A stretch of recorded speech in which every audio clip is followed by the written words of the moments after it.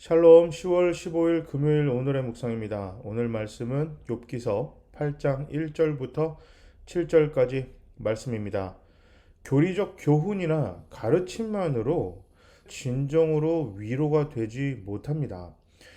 미국에서 공부할 때 교수님이 항상 하셨던 말씀이 목회자에게 가장 중요한 것은 말하는 것이 아니라 듣는 것이다. 목회자들은 대부분 말하는 데 익숙하기 때문에 듣는 것을 참지 못한다. 이런 얘기를 한 적이 있어요. 이것이 단순히 목회자들뿐만 아니라 가정에서도 마찬가지고 직장이나 학교나 어디에서나 정말 중요한 것은 좋은 듣는 자가 되는 훈련을 해야 한다. 이렇게 얘기했습니다. 말하는 것도 훈련이 필요하지만 듣는 것도 훈련이 필요하다. 그러나 듣는 훈련이 말하는 것보다 훨씬 더 지루하고 고통스럽고 힘들다. 우리 교수님이 하셨던 이야기가 기억이 납니다.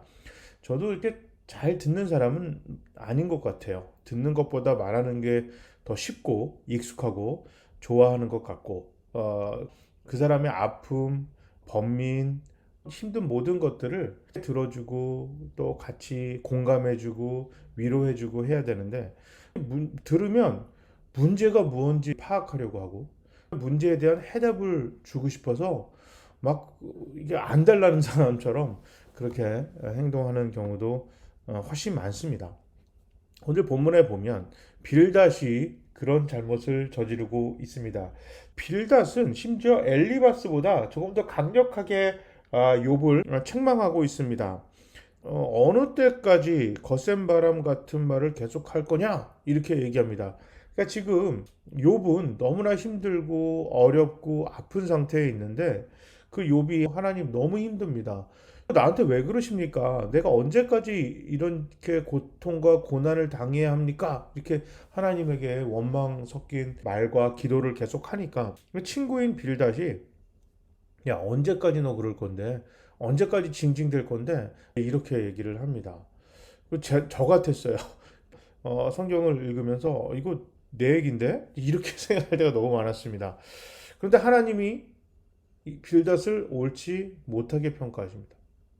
잘못됐다는 거예요. 그 사람을 평가하는 것은 하나님만 가능하신 겁니다.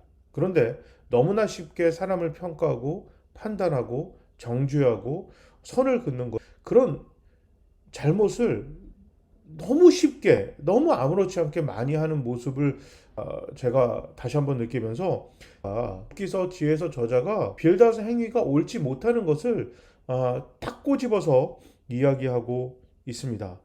하나님이 어찌 정의와 공의를 굽게 하시겠는가? 라는 수사적 질문은 하나님은 절대 그런 분이 아님을 강조합니다.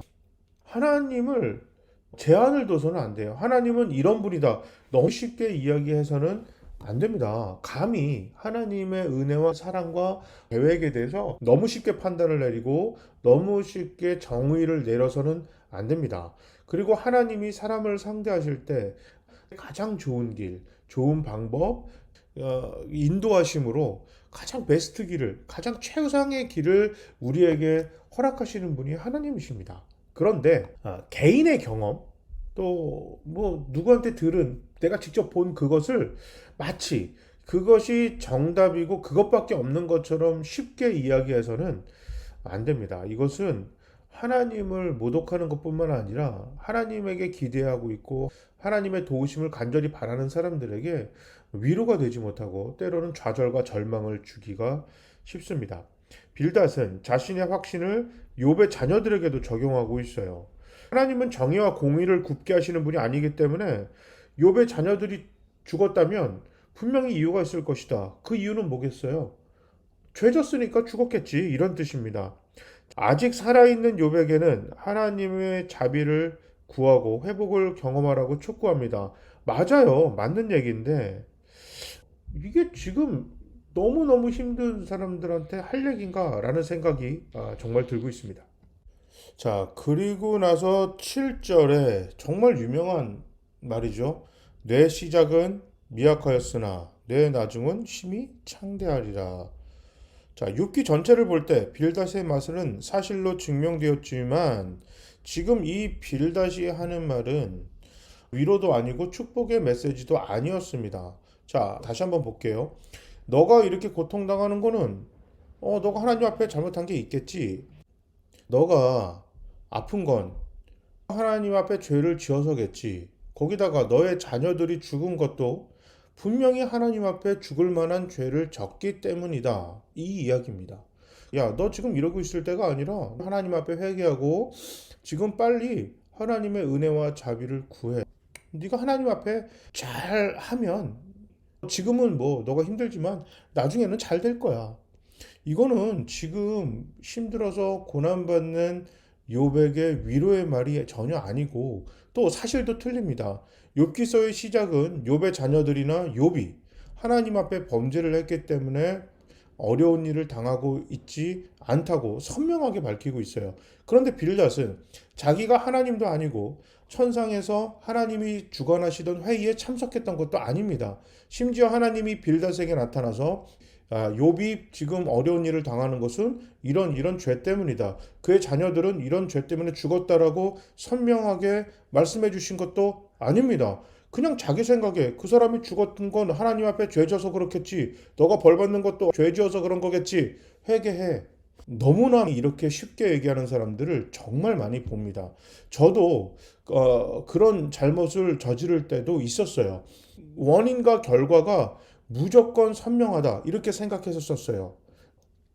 누가 아프거나 잘못되거나 이러면 죄져서 그런 거야. 잘못해서 그런 거야. 이렇게 생각했던 적이 있습니다. 그런데 그렇지 않을 경우가 훨씬 많거든요.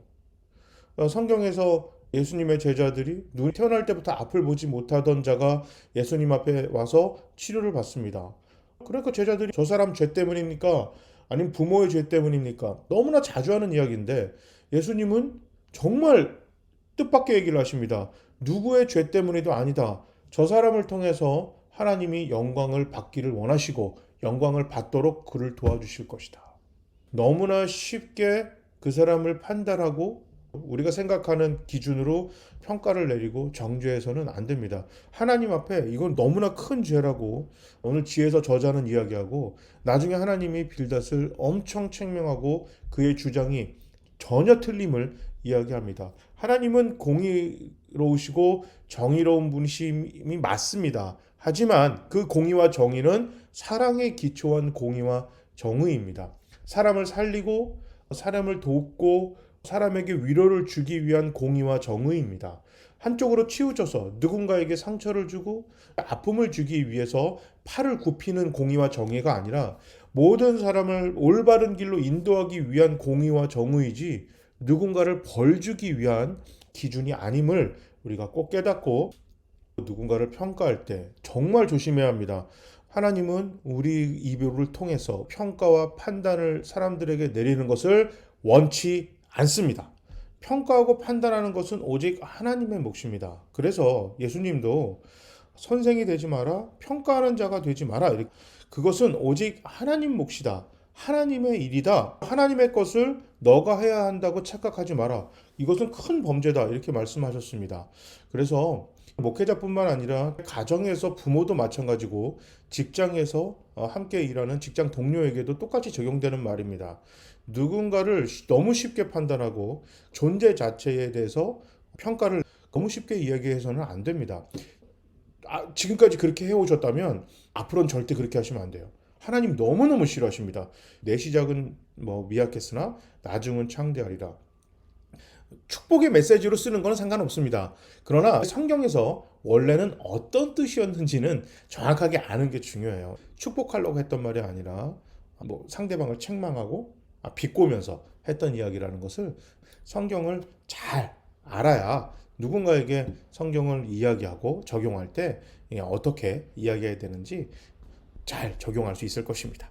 제가 한번 기도하겠습니다. 사랑의 하나님 감사합니다. 겉으로 드러나는 모습만으로 하나님의 공의와 정의를 함부로 단정짓는 일이 얼마나 어리석고 얼마나 무지하고 하나님과 사람들 앞에 큰 죄를 짓는 것인지 오늘 우리가 깨달았습니다. 하나님, 어리석은 자, 범죄를 대놓고 저지르는 자가 되지 않게 해 주시옵소서. 고난은 위로받아야 합니다. 위로하는 자가 되게 하시고 함께 기도하는 자가 되게 해 주시옵소서. 예수님의 이름으로 기도합니다. 아멘. 여러분 건강 조심하시고 백신도 이제 많이 맞고 하니까 이제 완화가 되지 싶어요. 우리 빨리 교회에서 만나기 바랍니다. 자, 오늘도 행복하고 복된 하루 되세요. 모두 샬롬.